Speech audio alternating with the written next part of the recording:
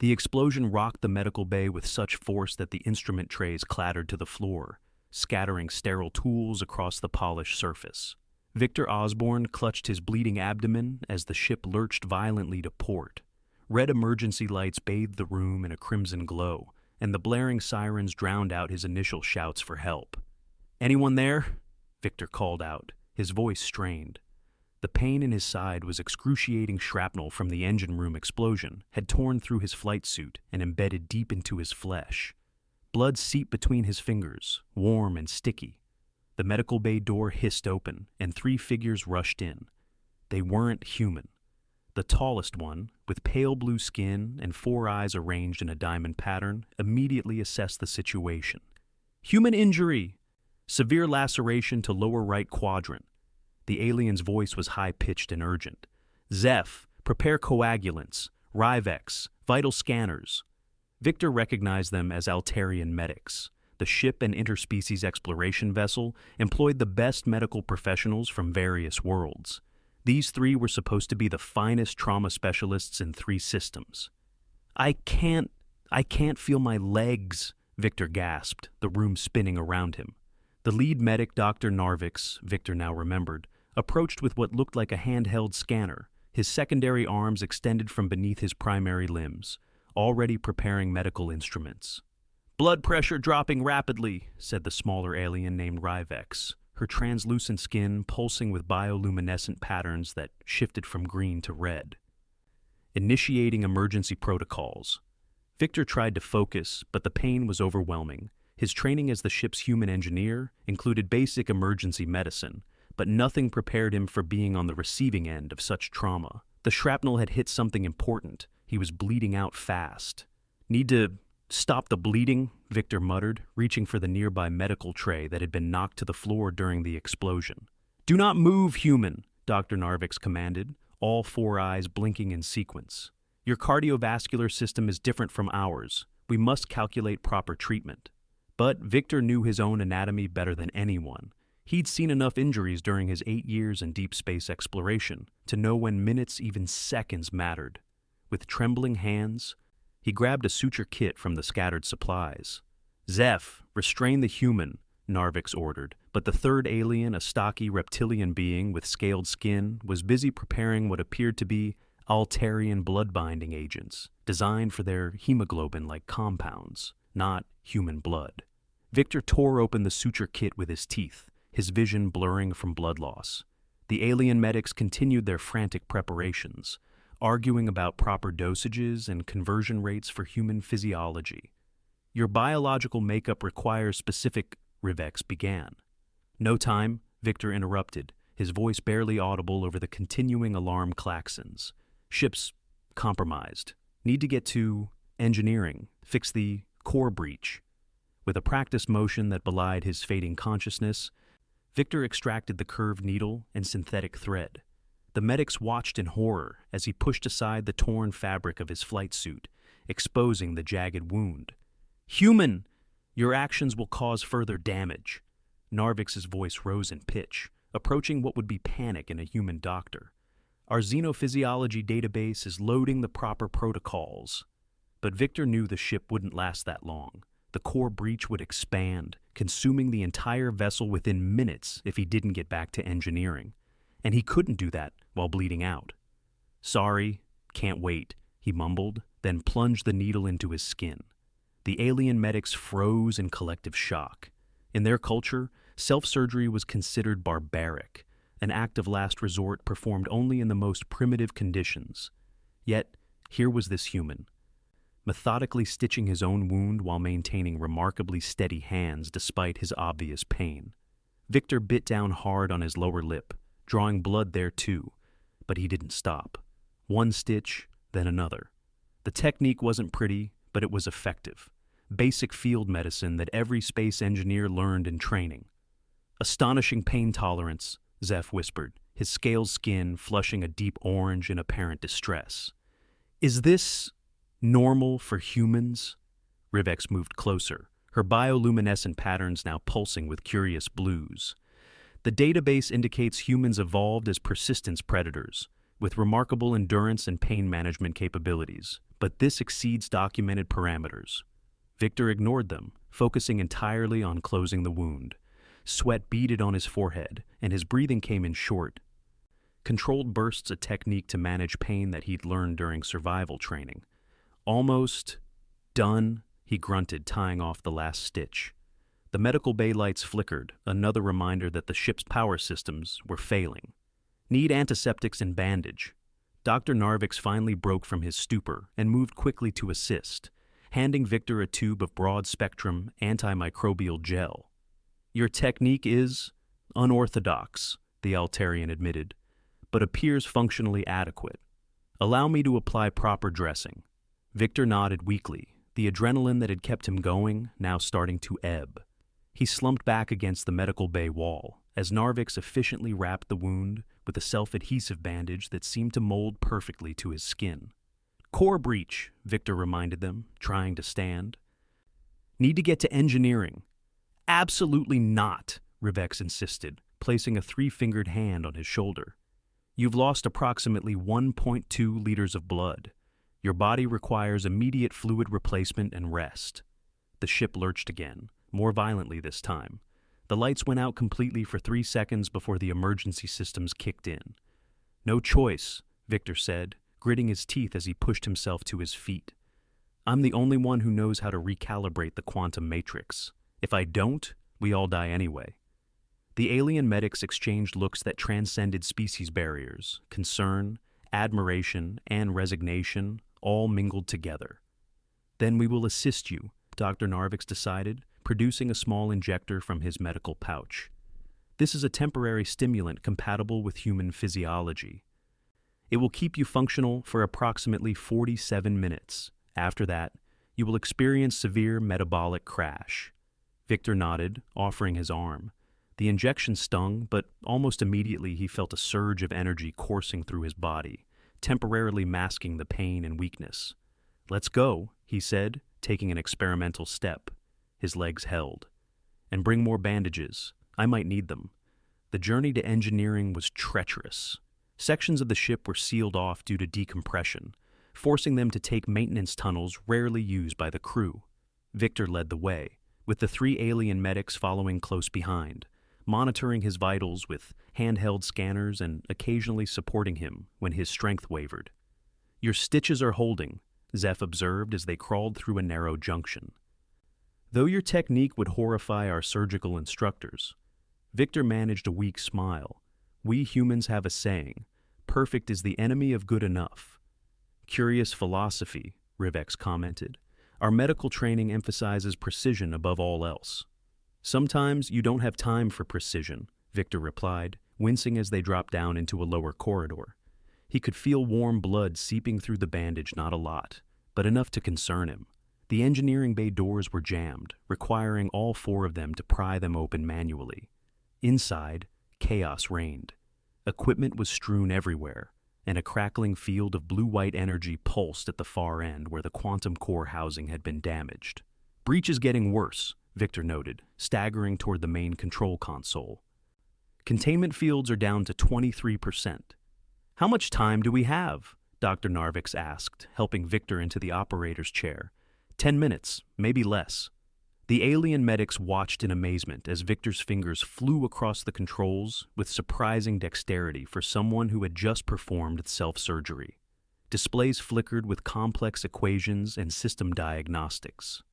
The core matrix is misaligned, Victor explained, more to keep himself focused than to inform the medics.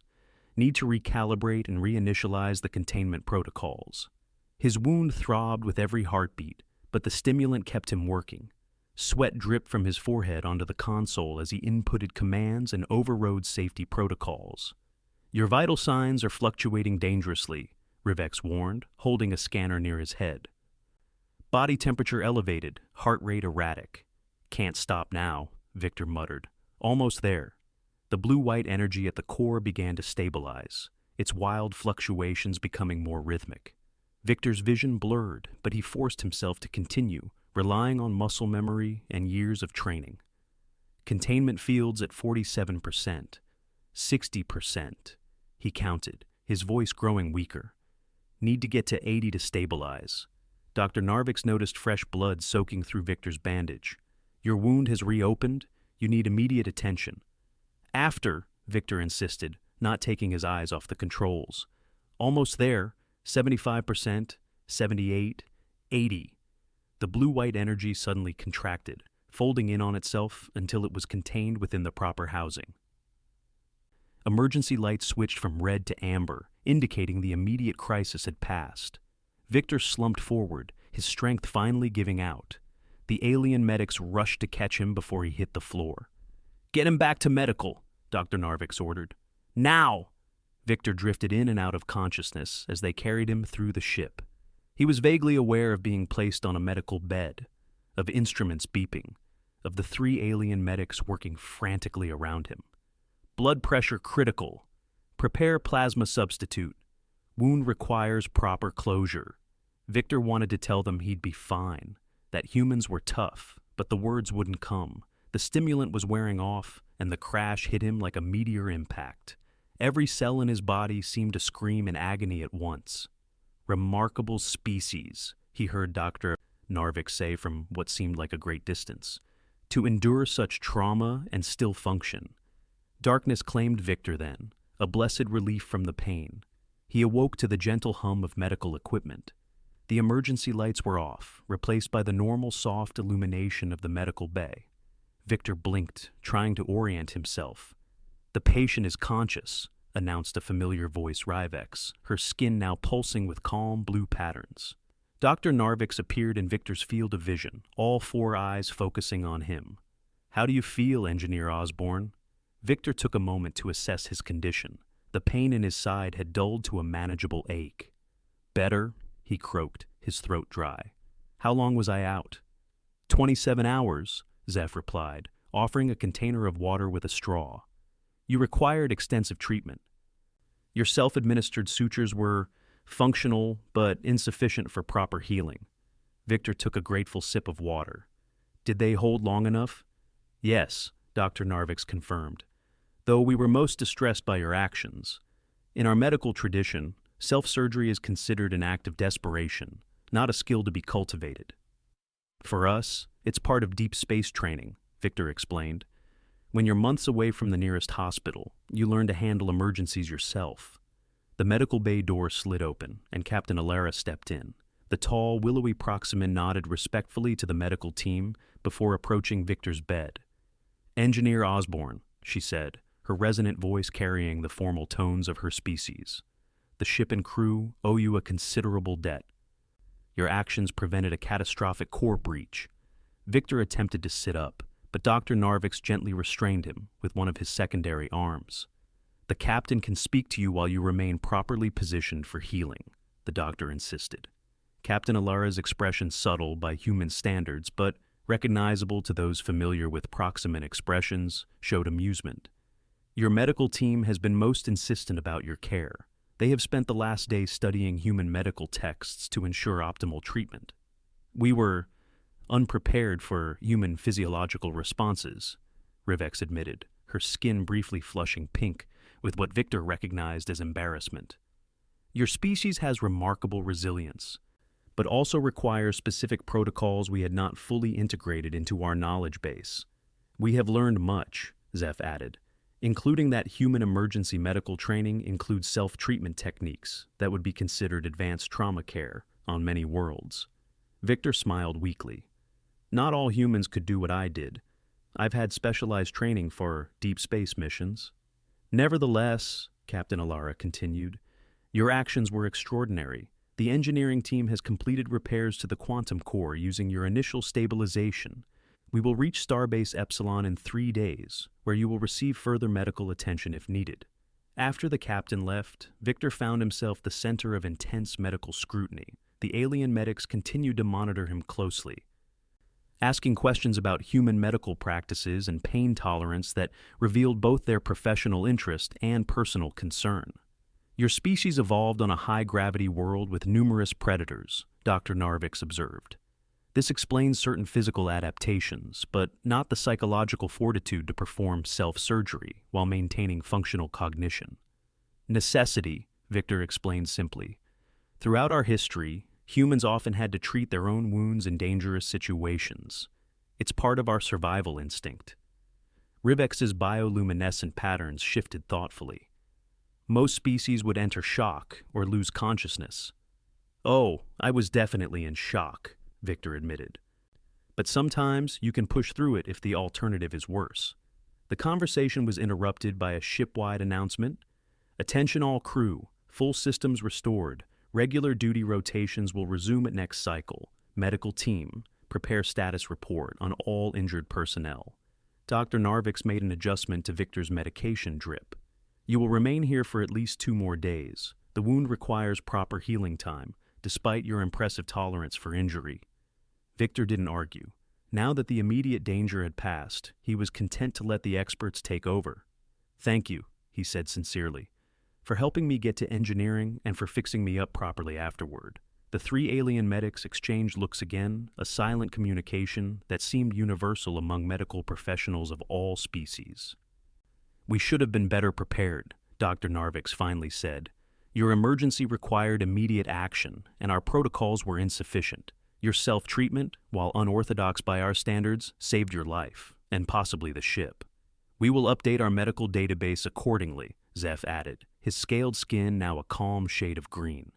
"Human emergency techniques will be incorporated into our training." Victor spent the next 2 days under their attentive care. The alien medics took turns monitoring his recovery, asking questions about human physiology and medical practices that revealed their genuine interest in improving their knowledge. Victor, in turn, learned about their approaches to medicine, the Altarian emphasis on precision, the intuitive diagnostic abilities of Rivex's species, and Zeph's remarkable knowledge of comparative xenobiology. By the time they reached Starbase Epsilon, Victor was able to walk short distances unassisted. The station's medical facility confirmed that the alien medics had done an excellent job with his treatment once they adapted their techniques to human physiology. "Your wound has healed remarkably well," the human doctor at the Starbase told him during his final checkup. "Though I'm curious about these initial sutures. Did Dr. Narvix do these? They're rather unconventional." Victor grinned. "Those are mine, actually. Did them myself before the medical team could stop me." The doctor's eyebrows shot up. "You stitched your own abdominal wound during a ship emergency?" "Necessary at the time," Victor said with a shrug. "The alien medics weren't familiar enough with human physiology to act quickly, and I needed to get to engineering." "Well," the doctor said, shaking her head in amazement, "I wouldn't recommend it as standard practice, but you did a serviceable job. No infection, minimal scarring. You'll have quite a story to tell." When Victor returned to the ship after his clearance from the Starbase medical facility, he found the medical bay transformed. New equipment had been installed, and the computer displays showed what appeared to be comprehensive human anatomical charts. Dr. Narvix approached him, all 4 eyes blinking in their distinctive pattern that Victor now recognized as professional satisfaction. "Engineer Osborne, we have updated our facilities with specialized equipment for human treatment." Captain Alara approved the requisition after our report. "I'm impressed," Victor said, looking around, "though I hope you won't need to use it on me again anytime soon." "As do we," Rivex agreed, her skin glowing a warm amber. "But we will be prepared if such circumstances arise again. We have even practiced emergency suturing techniques based on your demonstration." Zeph emerged from a storage area, carrying what looked like a teaching model of human anatomy. "The Starbase medical staff provided training materials. We have been studying intensively." Victor felt a swell of appreciation for these dedicated professionals who had taken their initial failures so seriously and worked so hard to improve. "Thank you," he said simply, "for everything." "It is we who should thank you," Dr. Narvix replied. "Your actions under extreme duress have taught us valuable lessons about human resilience and practical medicine. Sometimes, as you say, good enough must indeed take precedence over perfection when time is critical." The ship departed Starbase Epsilon the following day, continuing its mission of exploration. Victor resumed his duties in engineering, the scar on his side, a reminder of that harrowing experience. But the real change was in the relationship between the human engineer and the alien medical team, a newfound respect that transcended species differences. Several weeks later, during a routine maintenance check in a remote sector, Victor was surprised when Dr. Narvix appeared in engineering. "Doctor, is something wrong?" Victor asked, looking up from the console he was calibrating. "Not at all," the Altarian replied. "I was hoping you might assist with a training scenario we've developed for emergency medical response. Your unique perspective would be valuable." Victor smiled. "Of course. What did you have in mind?" "We are preparing protocols for various emergency scenarios, where conventional medical resources might be limited or delayed. Your experience with self-treatment under extreme conditions provides insights our standard training lacks." The training session turned out to be the first of many collaborative exchanges.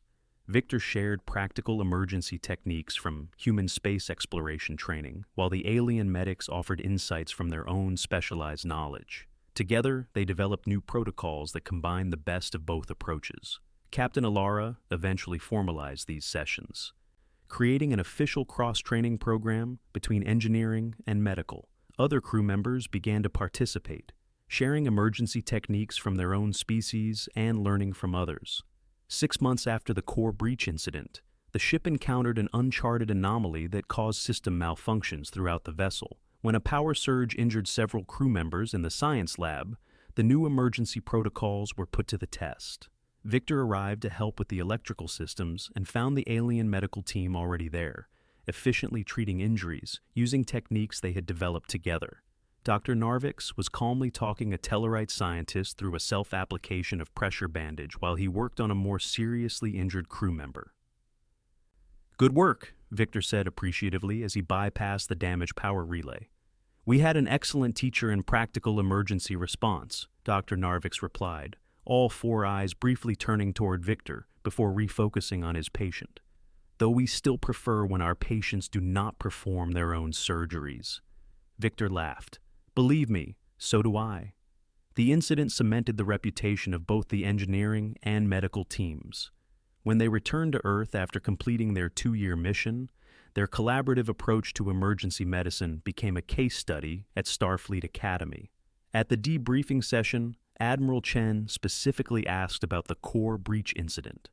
"Engineer Osborne, your report indicates you performed self-surgery during a critical ship emergency. Can you elaborate on that decision?" Victor glanced at Dr. Narvix, Rivex, and Zeph, who were seated nearby. "It wasn't an optimal situation, Admiral. The medical team was prepared for routine treatment of various species, but the specific emergency a human with shrapnel wounds during a core breach created a perfect storm of complications. I made a field decision based on immediate necessity. And you, Dr. Narvix, your team subsequently developed new protocols based on this incident?" The Altarian stood, his formal medical uniform distinctive among the assembled crew. "Indeed, Admiral. Engineer Osborne's actions, while unorthodox by our standards, demonstrated an effective approach to time-critical medical emergencies. We integrated these principles into our emergency response protocols, adapting them for various species physiologies." The Admiral nodded thoughtfully. "The results speak for themselves. Your ship's emergency response efficiency increased by 43% over the course of your mission, according to the logs. Starfleet Medical is particularly interested in your cross-training program." After the debriefing, Victor found himself standing with the alien medical team in the observation lounge, looking out at the Golden Gate Bridge, a strange sight after 2 years in deep space. "So," he said casually, "will you be returning to Altair Farfars now that the mission's complete?" Dr. Narvix's 4 eyes blinked in sequence. "Actually, we have been invited to serve as instructors at Starfleet Medical Academy for the next academic year. Our experience with interspecies emergency medicine is apparently considered valuable." Victor grinned. "They couldn't find better teachers. We have requested that you participate in several of the practical demonstrations," Rivex added, her skin pulsing with colors that Victor now recognized as excitement. "Though we will not ask you to perform self-surgery again." "Thank goodness for that," Victor laughed. "Once was more than enough." Zeph, who had been quietly observing the Earth landscape, turned to Victor. "Your world is remarkably similar to, and yet utterly different from ours. Much like medicine itself, universal principles apply to diverse forms." "That's surprisingly poetic coming from you, Zeph," Victor observed. The reptilian alien's scales flushed briefly. Perhaps I have learned more than medical techniques during our mission. A comfortable silence fell among them as they continued to gaze out at the view. Their journey together had begun with a crisis, alien medics rushing to stop bleeding, while a human finished stitching himself, but had evolved into something far more significant. A genuine bridge between different approaches to healing and between species with very different histories and physiologies. You know, Victor said finally, when I signed up for deep space exploration, I never expected one of my most important contributions would be showing alien doctors how humans handle emergencies. And we never anticipated learning emergency medicine from an engineer, Dr. Narvix replied, his tone carrying what Victor now recognized as affectionate humor. Yet, here we are. Here we are indeed, Victor agreed, touching the scar on his side reflexively. It had faded considerably, but would always remain a permanent reminder of that critical moment when quick, imperfect action had made all the difference. Their next assignment would come soon enough. The Admiral had hinted at another deep space mission with the same core crew, but for now, they simply enjoyed the view and the company, 4 very different beings united by shared experience and mutual respect that transcended their biological differences. And somewhere out in the vastness of space, other crews would benefit from what they had learned together, that sometimes the most important medical interventions aren't the most elegant or technically perfect, but the ones performed when and where they're needed most, regardless of who performs them. Human Doctor 12. That was exactly what I was looking for. Thank you.